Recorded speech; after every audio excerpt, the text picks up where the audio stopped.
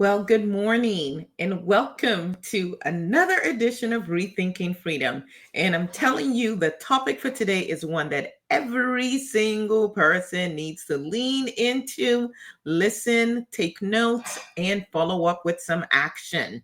My name is Aya Fubara Eneli. I am your host. I am also the owner and principal attorney of Ma'at Heritage Law Group. And today I am going to be talking about why every family should have an estate plan, whether you think you are rich or not, and the consequences if you choose not to do so. So let's start at the very beginning here. Who needs an estate plan? What do you even mean when you talk about an estate plan? So, if you have anything, a bank account, a car, um, retirement accounts, you have a home, you have children, you have a business, you want to have an estate plan. Even if you don't have any of those things, because you have yourself and you want to be the one who determines who might be your guardian in the event of incapacity or who makes decisions for you when you're no longer able to make them for yourself, you want to make sure you have an estate plan. So, again, who needs to be talking to an estate planning attorney? Pretty much everybody. Parents of minor children. This is so important. Beyond the financial aspects of who takes care of your kids and what resources do you have, the question is, who do your kids live with? So many of us think, oh, I'm too young. When I get older, I'll put an estate plan together. Let's just be very clear. I'm currently dying. As you listen to me or watch me, I am dying. And here's another truth. So are you. Nobody gets out of life alive. And we also mostly don't ever know when it is we are going to move on, when we're going to pass away, when we're going to make our transition, when we're going to die, whatever terminology you want to use. And so the idea of I'm going to wait till I think it's a good time has actually caused a lot of harm and pain to people. And I often tell folk, if you have loved ones, if you have people you care for, one of the things you want to do is to have an estate plan so that upon your death, which is going to happen, your loved ones can actually focus on just celebrating your life, grieving your loss, and not being tied up in legal issues, or worse, for those of you with minor children, those children going off to people in spaces that you would never want them to be in. Listen, not too long ago in my community, I was reading the paper, and there was a family of four, a boy and a girl, two parents. And the parents were taking the older child to a sport tournament, and the younger child was somewhere else, maybe with a family friend, a babysitter or something. Well, on their way to the tournament, they were hit by a drunk driver.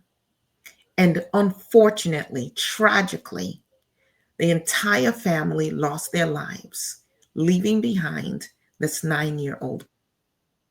Now, in the event that the family does not have a will in place, did not identify who they want the legal guardian to be of their child, not only is that child going to be grieving the loss of her family, she's now going to be thrown into some kind of legal limbo as to where does she live, right?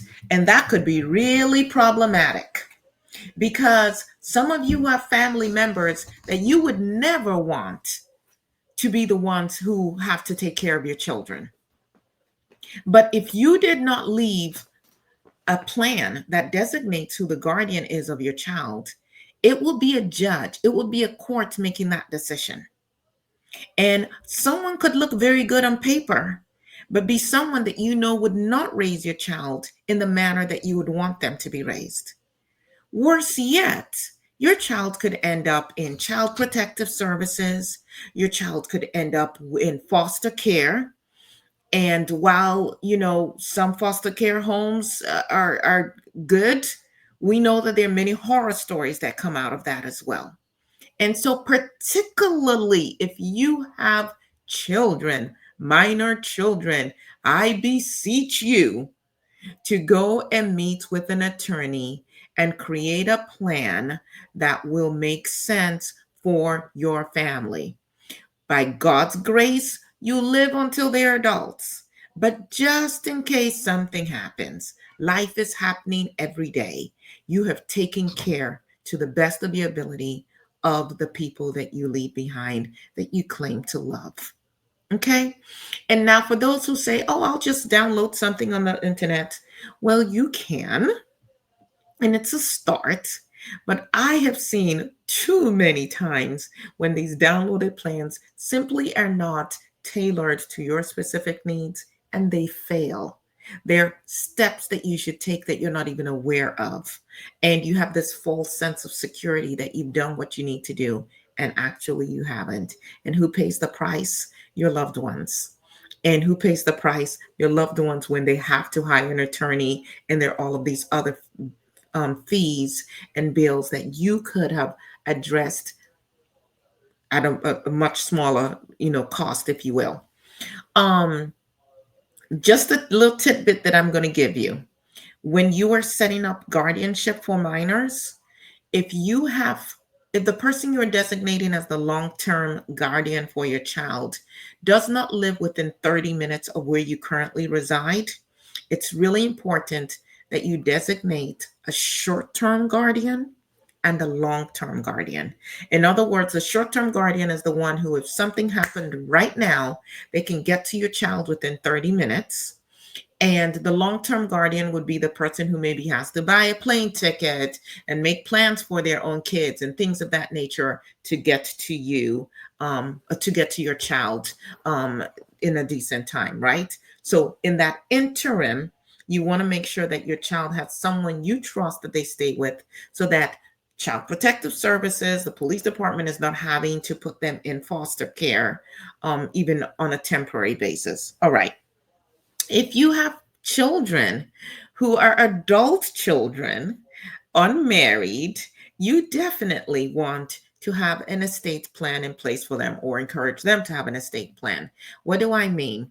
You do know that if you have a child that is over the age of 18 years old, they're considered adults, even though their brains are not fully developed.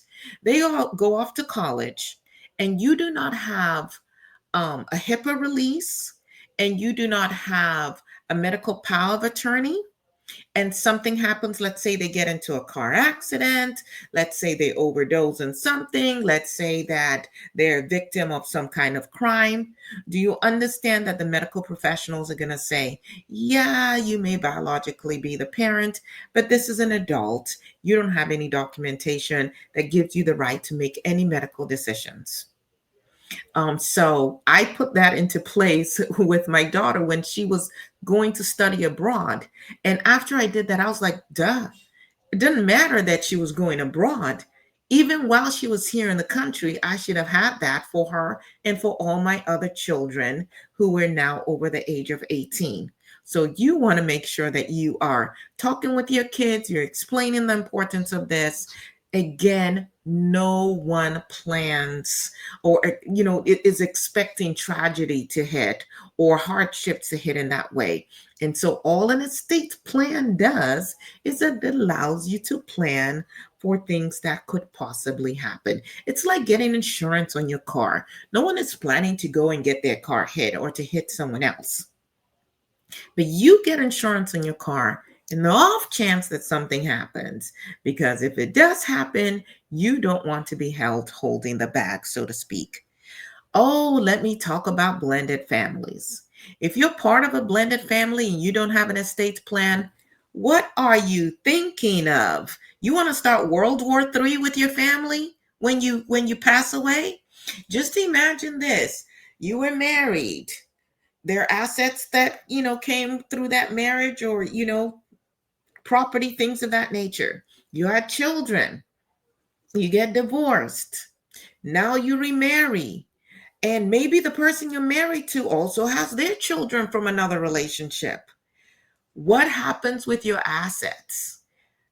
Have you guys, do you understand community property, separate property? Do you understand that if you die intestate, which means you die without a will, there are very different guidelines for how your assets are distributed. So again, why leave that up to chance? Why leave that up to the courts? Why leave that up to strangers? Why cause your family to have to second guess and to figure out what exactly you would have wanted, when you can, in your right mind right now, begin to put things in place, make sure that all of your assets are distributed in the manner that you would want them to be distributed. You know, one of my mentors who passed away back in 2011 did something that, as I've gotten older, I realized, oh my goodness, what an act of love. So he had been married, had children, and his first wife died. His children were all adults. In fact, he was a grandparent when he now remarried. And the woman he married had also been previously married, and her husband had also passed away. And she also had adult children, right? So, two people who've had other lives, they come together and they had a wonderful life together, the years that they had together. This man was so astute and loved his family so much. He did sit down with an estate planning attorney and he put everything down on paper. He had been a college president. He had served in, numerous roles and in some, really high roles, if you will, executive roles. He had places where he wanted his books donated to. He had assets he wanted to go to his church, charitable giving, and he knew what he wanted to leave for his children. He also knew what he wanted to leave for his second wife. And he did not leave that to chance. He did not want the family quibbling. He didn't want anybody giving his wife any grief. And so everything was spelled out. And he actually went the extra step, which takes so much courage, but is such a loving act. He called his family together, his children and his wife, and he shared his will with them. He told them exactly who was going to get what he was giving to where. He had laid out his burial plan, what songs, what verses he wanted used, who he wanted to speak at his funeral. He had chosen everything, what the flowers, the suit he wanted to wear. He had bought his plot of land. Literally, when this man died, people just had to execute what he had already put in place. No one had to argue, well, dad wanted this, or da da da da. I mean, he had everything laid out, down to the disposition of his home, which in his will he had identified, my wife can continue to live here for a full year, because she also had a home from her previous marriage in a different state, but she had moved to this state to be with him. She can live in my home, in our home, for a full year. No one bother her. Everything had been paid for. And afterwards, the house would be sold. He had chosen what realtor, and if that realtor wasn't available, the next realtor. And he had also delineated how the assets, the proceeds from the sale, were to be split between his children and his wife. And he was like, anyone have any questions? Ask me now. How many of you have been part of or witnessed in other families where a matriarch, a patriarch dies, and the family is at loggerheads, and like they just never come together again, fighting over assets, unsure of what granddad would have wanted or what ma would have wanted, and so on and so forth. So blended families, you gotta get your estate plans together. How about single or divorced adults? Listen, if you don't have a spouse, who's making the decisions if you go into the hospital? What is your game plan, right? You want to have an estate plan for that. So things do not default to the state. Again, if you don't create a plan, the state has a plan. It's called intestacy. They have a plan for exactly what they're going to do with your assets. So you want to make sure that you are putting your plan in place and not the state just deciding what is going to be done to your assets that you have worked for your entire life. Grandparents or people who have land that they want to stay in the family or heirlooms that they want to stay in the family. If you do not have an estate plan in place that explains um exactly how you want your assets distributed, it is going to be problematic for your loved ones. And your family might end up losing those assets. You know, there's so many people who stalk the tax rolls to see, wait a second, who hasn't made their tax payments? People are losing land and property because no one was making the tax payments, or someone has been allowed to live in the home but they don't take care of it, and the next thing you lose the value of that home. So seniors, be very clear. Also, many of us are living much longer. We're getting to the point where we have Alzheimer's, or we get strokes that incapacitate us, or we have dementia. If you do not have an estate plan in place before any of these life issues impact you, guess what? Again, it will now be up to the court, your loved ones fighting to figure out who your guardian is and what the plan will be, and so on and so forth. So save your loved ones all of that extra drama and go and meet with an estate planning attorney and get your estate plan put together. So, if you don't have an estate plan, what happens? Under Texas law, and this is true for all the states across the United States of America, and for those of you watching from outside of the country, go figure out what happens in your country as well. Texas law will decide who inherits your property, who cares for your children, and who gets to make health or financial decisions for you if you're incapacitated. Now, some of you who pay attention to social media and stuff may have seen what has happened or has been happening with Wendy Williams, where the court basically got to decide someone else just who doesn't know her, doesn't care about her, is completely in control of her finances, her life, and so on and so forth. She had an estate plan in place. She would have designated who her guardian was in the case of incapacity, and the courts would have honored that. So, what happens if you have to go through the probate process because you don't, well, even if you have a will, and I'm going to come back and explain this, you still have to go through probate. But specifically, if you die intestate, so you die without a will, then your assets are going through the probate process. So, what happens during that process? It can take anywhere from 6 to 18 months. And then, depending on if you guys are really fighting and quibbling, it could take longer. During that time, all your assets are frozen. If you have money in the account, if you have a business in your name, everything is frozen. This is not a joke. There's a place locally where I used to go and get my shoes repaired, right? And one day I go to drop off some shoes, and there's a sign that says, temporarily closed. And so I'm doing a little research because this particular establishment had been open for decades, right? Tried, dyed in the wool kind of establishment. And it didn't say closed. It wouldn't like, it was like, so I did a little digging. Well, what happened was the business was in the name of the mother, if you will. The children also worked in the establishment. Well, the mother died without a will. So now her estate has to go through the probate process. During that process, all assets are frozen. The bank accounts for the business were frozen. They couldn't put money in. Well, they couldn't take money out. They couldn't make payroll. They couldn't pay for the rent on the building. They were able to keep the building because they'd actually owned the building. They'd been in this business for so long. But otherwise, if they were still paying a mortgage or something, they could have lost it. I'm going to tell you another story about someone losing their inheritance that way.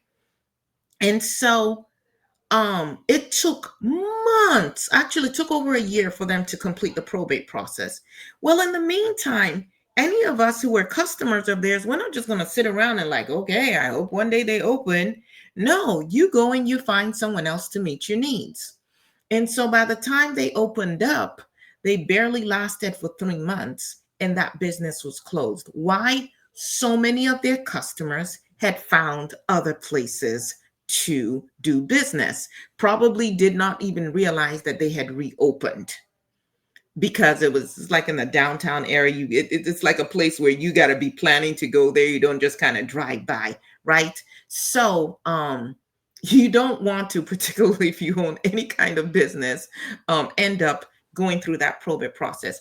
But let's say you don't own any business and you die intestate, so that means without a will. Well, let me give you another story. We just got through the pandemic.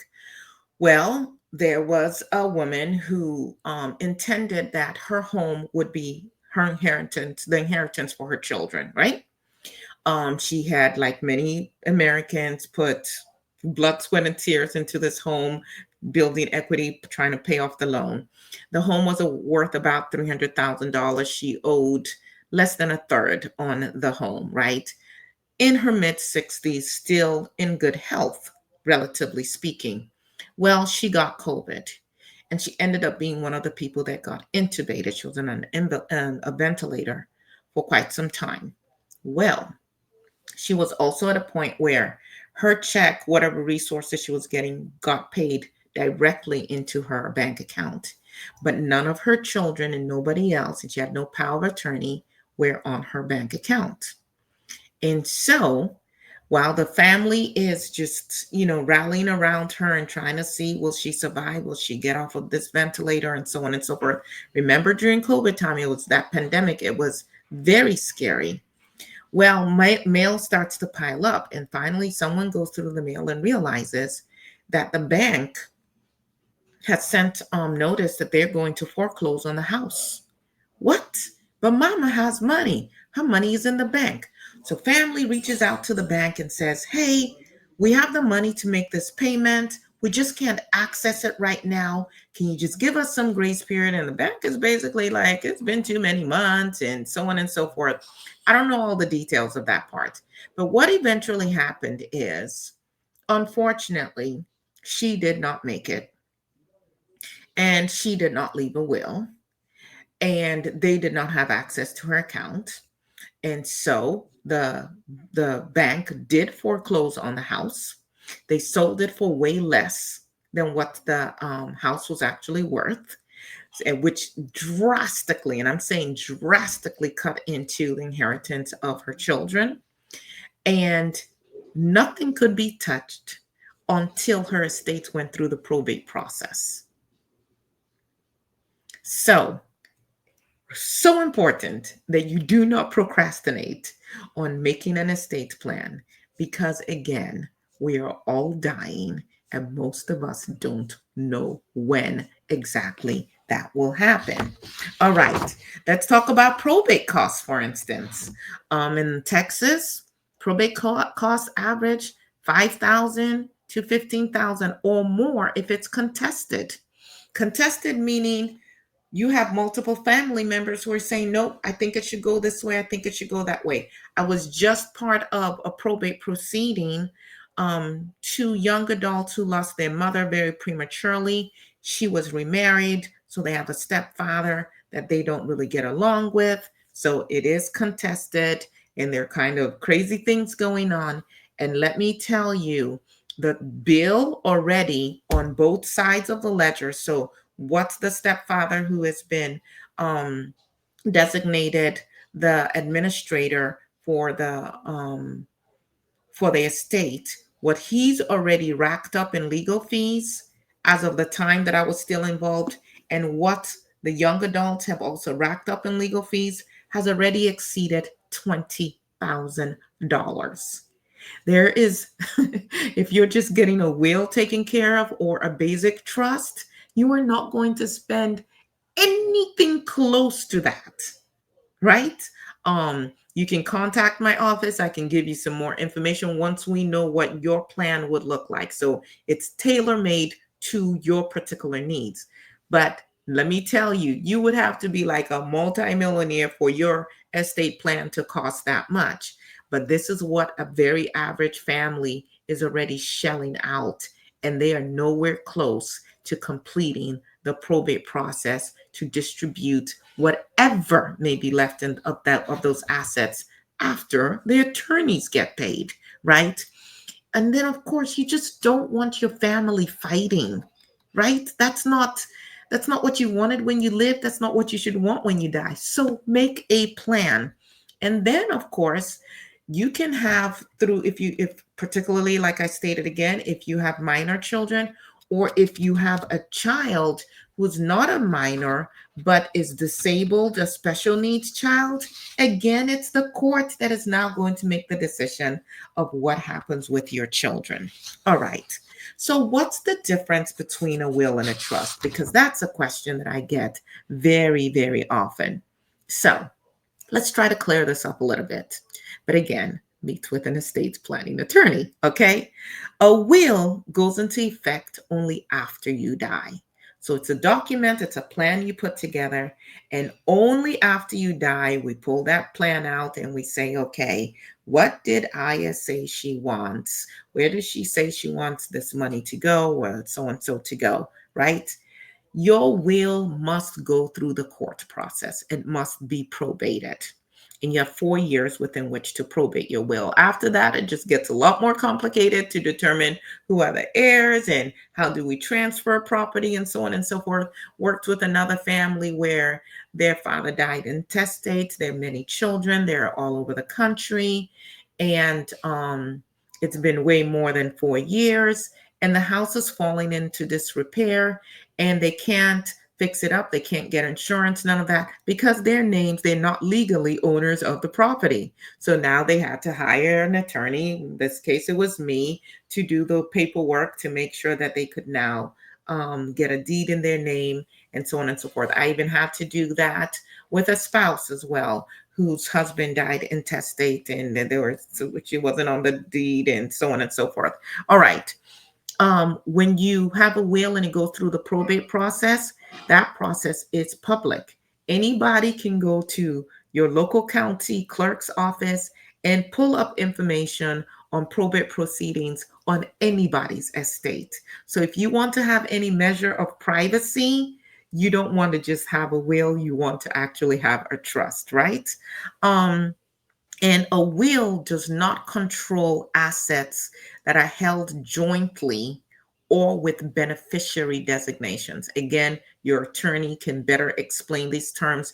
I'm just letting you know, broadly speaking, what a will does for you. So, a will allow you to determine who has your assets, where are they going, guardianship, those kind of things, but only takes effect after you die. So, what do people do for matters that need to be addressed while they're still alive but may be incapacitated? Well, some people would get a will, and then they'll also get a durable power of attorney. They would get a medical power of attorney. They will also create a living will. This would be where you're saying, do I want to be intubated? Do I want to be kept on life support? Do I want to be fed through a feeding tube? Do I want my organs harvested? Do I want to donate my body to research? Even things of some, I always advise my clients, just make life as easy as possible for your loved ones. Spell out even how you want to be buried. Do you want to be cremated or not? Because families quibble and fight over that as well. Where do you want to be buried? What do you want your service to look like? The more you make these decisions, the less drama you leave behind for your loved ones, right? All right. Now, what about a trust? A trust takes effect as soon as it's signed and funded. Signed and funded. I was talking to a vice president of a bank who knows I'm an estate planning attorney, and they said the number of trusts that they see where someone has now passed away, the beneficiaries come with a trust, and the trust was never funded. So when you talk to an estate planning attorney, make sure, well, you don't have to make sure. That is for those of you who try to do things on your own online and so on and so forth. But an estate planning attorney will talk to you about not just creating your trust, but funding your trust. And if they don't, you want to ask them about the funding part of it. Some clients want to do the funding themselves. Some clients want to pay the attorney to fund their trust, but talk to an estate planning attorney. A trust avoids probate completely. So your matters stay private. It's not open for the whole world to see. You don't have to go through the probate process. Person dies, they have a trust. Whoever they've listed as their successor trustee can immediately go into the trust and begin to carry out the wishes of the grantor, the creator of the trust. It allows you to control how and when your assets are distributed. It allows you to make plans for your family, whether you want to land in a trust where everybody, where it has to follow whatever guidelines you have put in place. It can provide protections for minors, people with special needs, or irresponsible beneficiaries. Imagine that you have amassed $500,000. Let me just pull that number. Okay. You worked 40 years for General Motors or for the government or whatever, and you have been so diligent with your money, and you have $500,000 that you're going to leave to your children.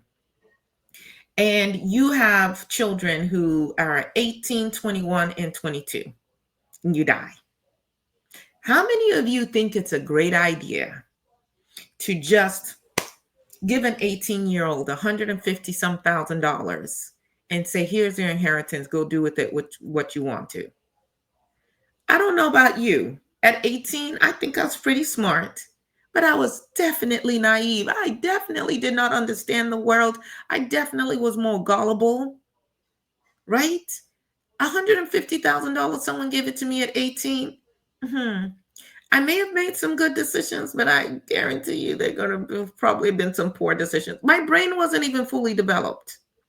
Give me that same amount at 30, I'm moving a little different. At 40, definitely different because I've lived a little, I've experienced a little. But if you have children who, let's say, battle with drug addiction, alcoholism, those kind of things, a trust allows you to make certain plans where your children get the payout in certain increments, or there is an overseer who makes sure that maybe they have a roof over their head, their basic needs are met, but they don't get the entire amount to just blow. Or imagine, I'm telling you, all of these are things that have actually happened.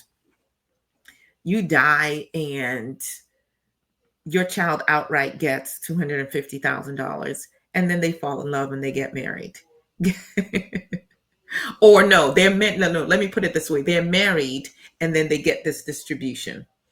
A lot of times that would now be considered community property.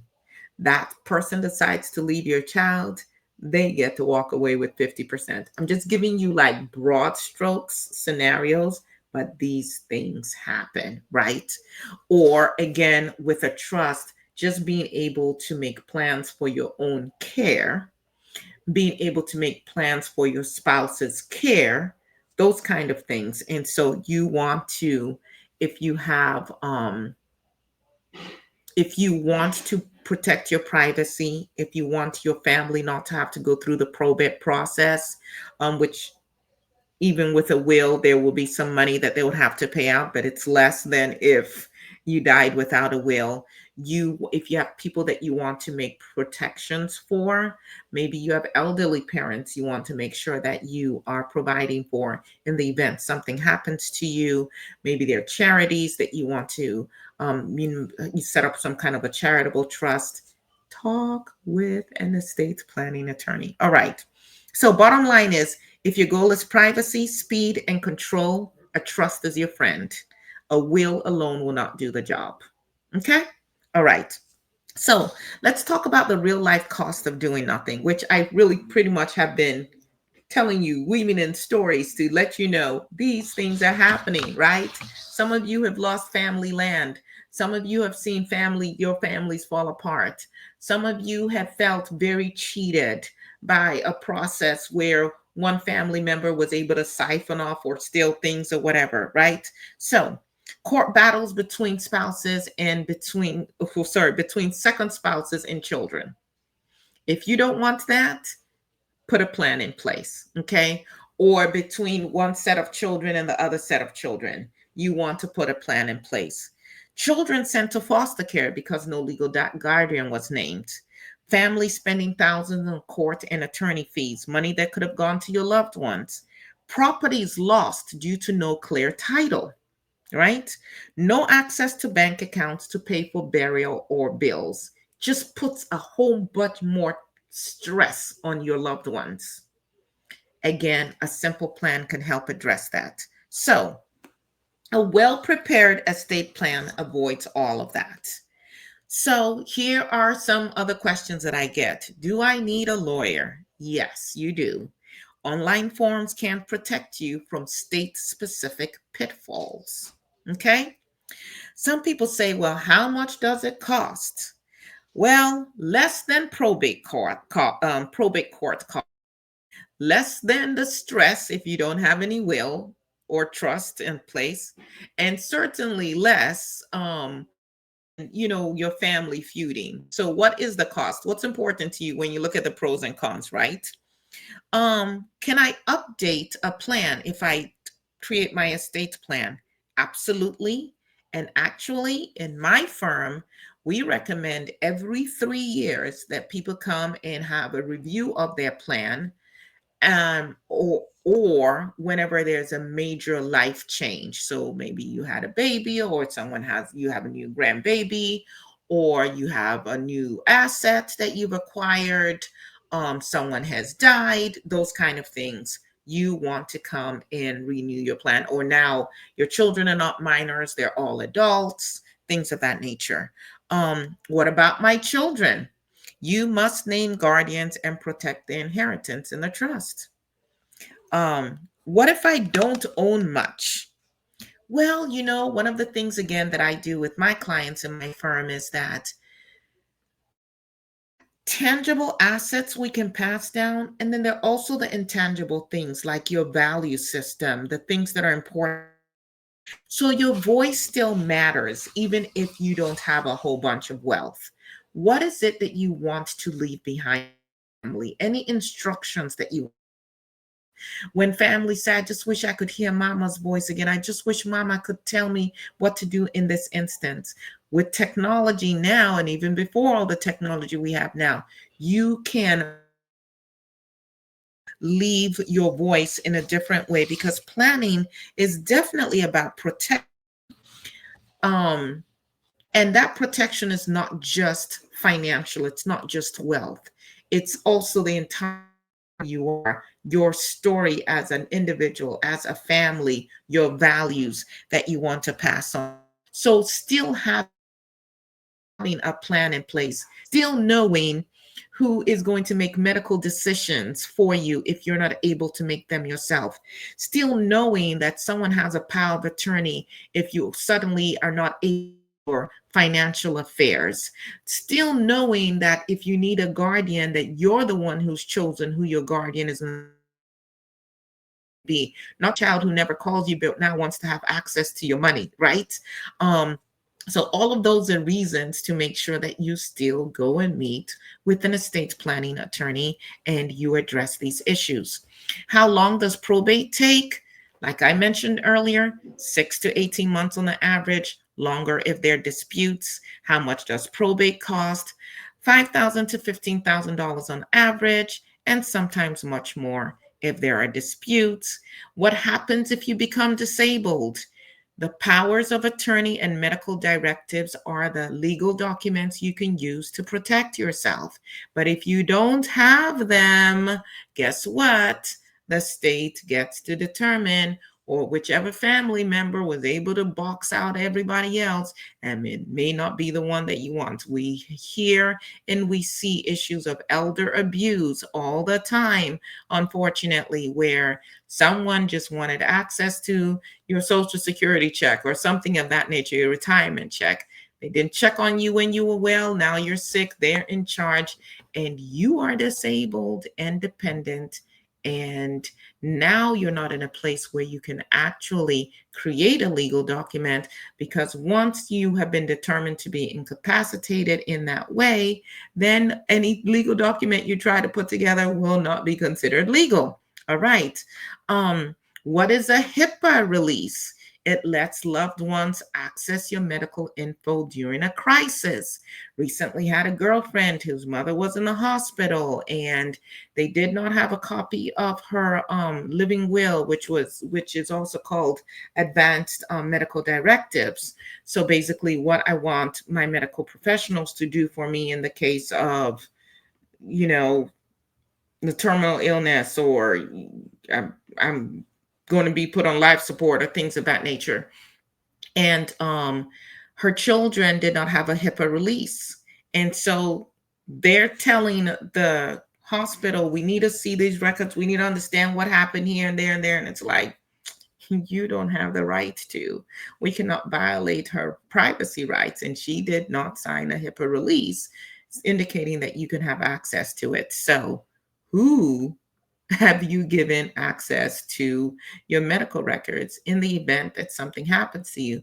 Because you want someone you trust and love to be your advocate in the event of a medical crisis. And you know what?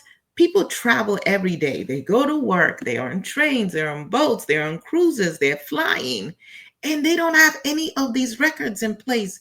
And that to me is wild, because again, anything happen, your family is really thrown into this legal drama that becomes so much more expensive, and sometimes that they truly cannot get around because they do not have the legal documents to prove that they can take whatever actions they're trying to take on your behalf, right?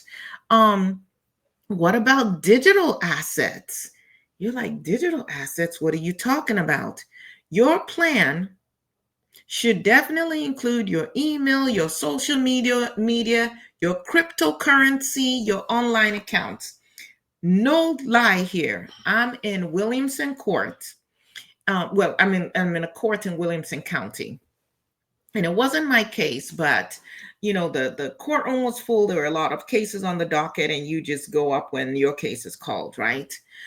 So there's a lady that was there because her son, who had a disability but was high functioning, he lived on his own, but he used a lot of assistive technology.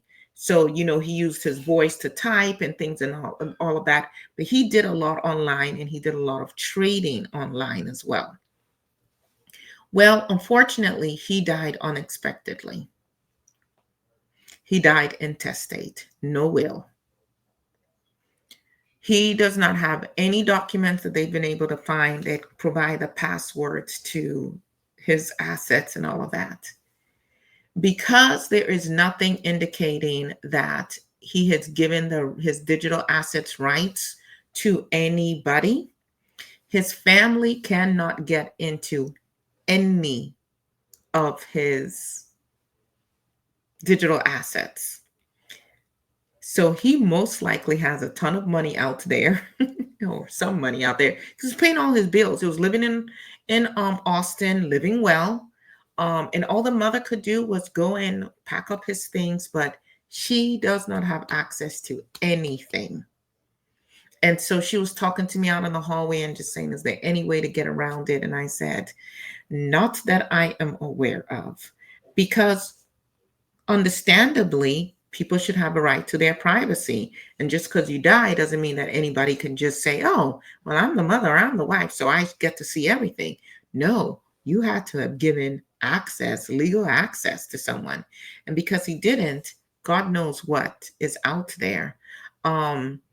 And so she's actually going to have to pay out of pocket to bury him, even though he probably had the resources to help cover this. And his mother, I didn't ask her age, but she looked to me to be well in her late 70s, if not older.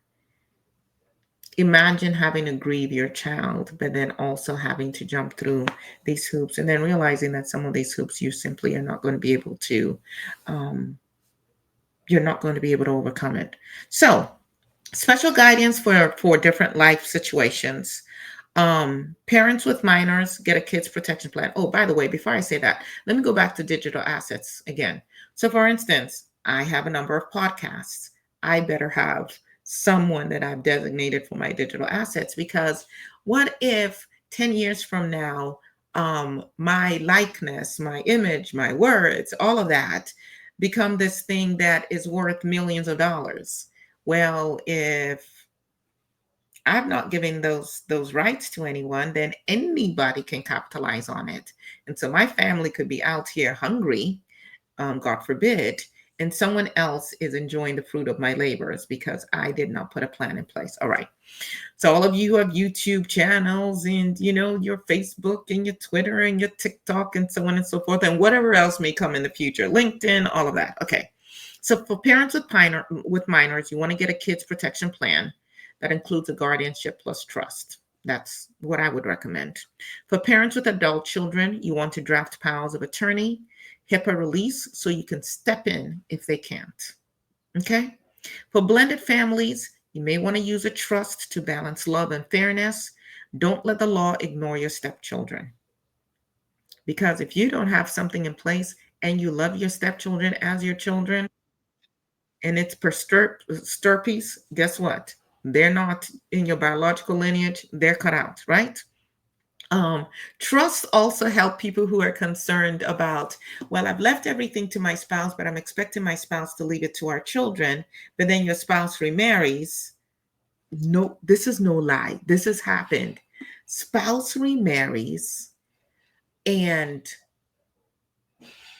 leaves everything to their spouse with the understanding that when the spouse dies, it will go to their child, to the first spouse's child, right? When the second spouse dies, in their will, they leave everything to their child, who is not the child of the first one who left the assets to the second spouse. Are you following? Long story short, this woman is trying to figure out, my mother wanted me to have the house.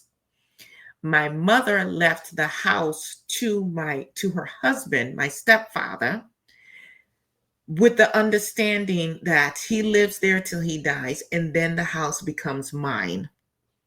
It wasn't in writing. Spouse dies, and in his will leaves all of his assets to his child. And you know what? If she can't find a document that shows what her mother's original intent was, and so on and so forth, she may just be out of her inheritance. Happens all the time, more than you can imagine. All right. So, blended families use a trust to balance love and fairness. Don't let the law ignore your stepchildren. Single/divorced adults, you must name your own agents, your own beneficiaries, or the state will choose for you. Grandparents, use gifts, trusts, and 529 plans to create a legacy of love if that's what you want, or if you're trying to create like a dynasty trust where things stay in the family, you can do that as well. Seniors and those who are seriously ill, avoid court supervised guardianship. Plan ahead while you still can. A case that I dealt with, actually, yeah, I can't say too much. We can't give any specifics, but a woman knew that she was sick. She also knew that the father of the child had not participated at all in the child's life. As a matter of fact, she didn't know where he was. She still did not put a will together. She had an extended illness. She consequently passed away. There's no named guardian for the child. There is a family member who has been taking care of the child who wants to adopt that child, but now is paying an attorney and going through all of this process to go through to legally adopt this child. Could have been handled very easily by getting an estate planning attorney to draw up the required documents. So please, people, do not procrastinate. You just leave mess and drama for the people that you claim you love who are left behind. Um, Why does this matter now more than ever?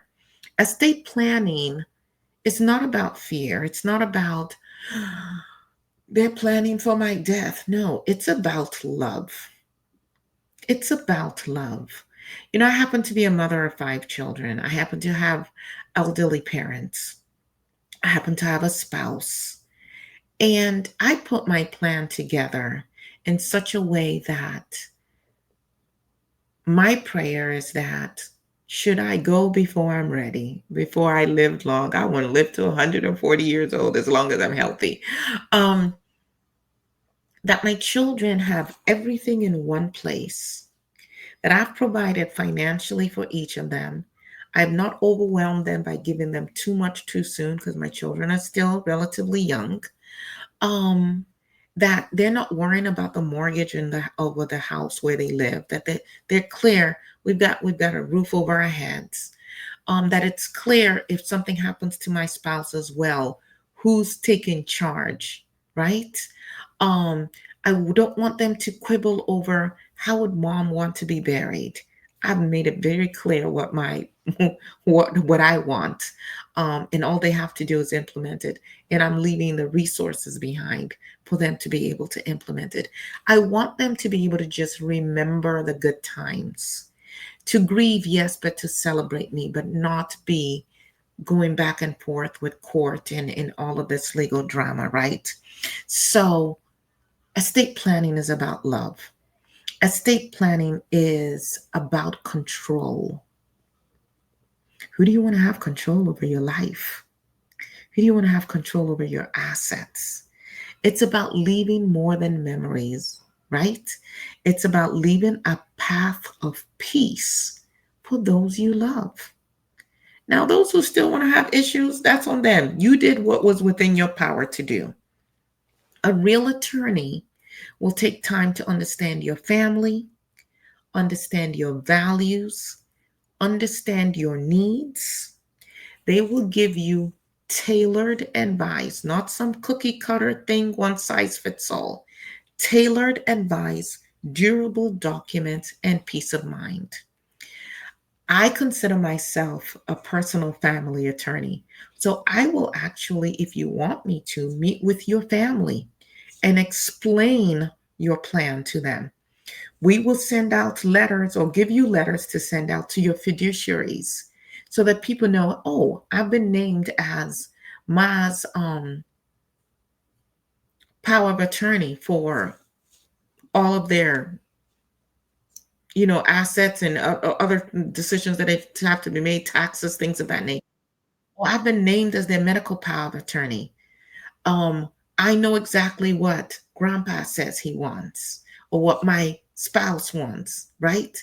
You want to have an attorney who is going to give care and really make sure that you understand what you're doing and that when there are changes, they will work with you to make those changes so that your plan continues to work for you. Um, Bottom line is if you don't have a plan, you should go and make one right now. So I'm going to tell you just a little bit about my law firm.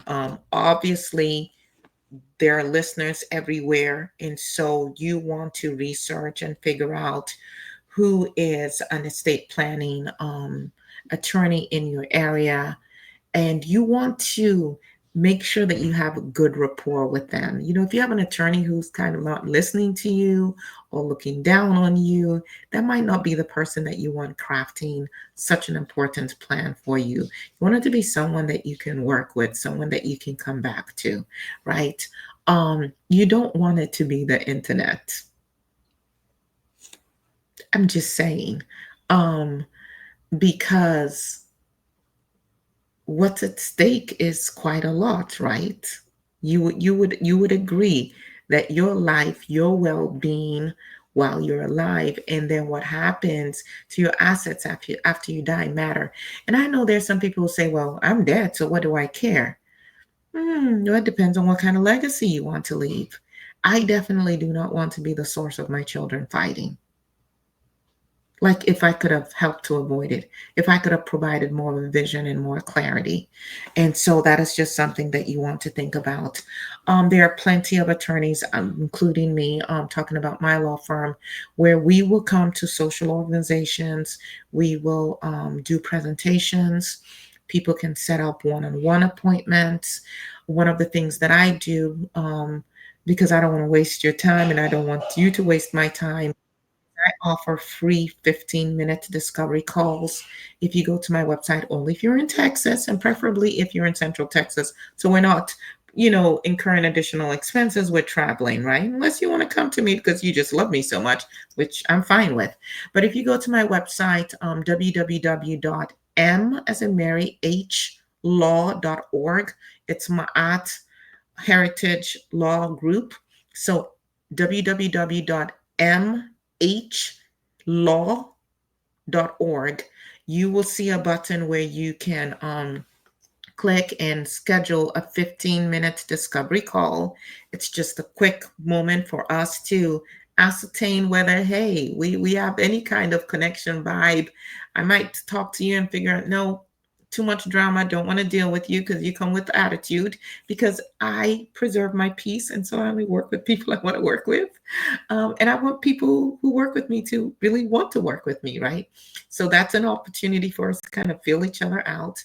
And then if you decide that you want to move forward, there's a questionnaire, a link that I sent to you with a questionnaire that takes about 90 minutes to fill out if you have all your paperwork information on your assets and things, your bank accounts, things of that nature. And then after that, we have a conversation that is pretty long where I explain step by step different aspects of a potential plan for you based on your responses. And then and only then, if you decide that you want to hire me, do we move forward. So all of this happens before we even get any payment in place. And the way I function, it's a flat fee. You upfront know what the cost of everything is. And like Burger King, you can have it your way as long as it's legal. Not gonna do anything illegal for anybody, but you basically choose, hey, okay, this is what I want. I want extra tomatoes. I want this. I want that. And once we have that in place and you make your payment, we get to work on your plan, making sure that you are providing that love and that peace of mind for yourself and your family members. So I hope that this has thoroughly answered most of the preliminary questions that you may have had. The first one being, do I need an estate plan? Yes, you do. You and your attorney will determine whether a trust is the best fit for you. And all the trusts that I do always have a pour over will component to them, or whether a will is okay. And that will also be determined by what your goals are. Like I said, um, a will has to be probated. A will is not going to give you any privacy. A trust provides a little bit more of that and gives you more flexibility. And a trust works while you're still alive, in addition to after you die. A will only kicks into gear after you die. So, for all of you listening, um, certainly if you have questions, again, you can make an appointment with me or another estate planning attorney. You can put some questions in the chat. Again, without knowing your very specific issues, any responses I give are going to be fairly generic. You really want to sit with someone who can get to understand you, get to understand your values better so that they can provide exactly what you need. So I want to thank all of you for watching. If you were watching on YouTube, please like, share, subscribe so that you always know when we have new content, new information out. Rethinking Freedom. This is really a conversation about your freedom and the freedom of your loved ones. Your freedom, particularly if you get incapacitated, people, you really do not want to play around with that. For those of you who download our podcast, thank you so much. We appreciate you. We are growing and we're so excited that you're finding value. And for our trusted listeners on the radio station, thank you so much for showing up every week. And If you have any questions, feel free to go to the YouTube channel side and go ahead and put in those questions. Once again, the website where you can contact me is www.mhlaw, that's law.org. Thank you so much for watching, and take care of your loved ones. Take care of yourselves. Put your estate plan in place.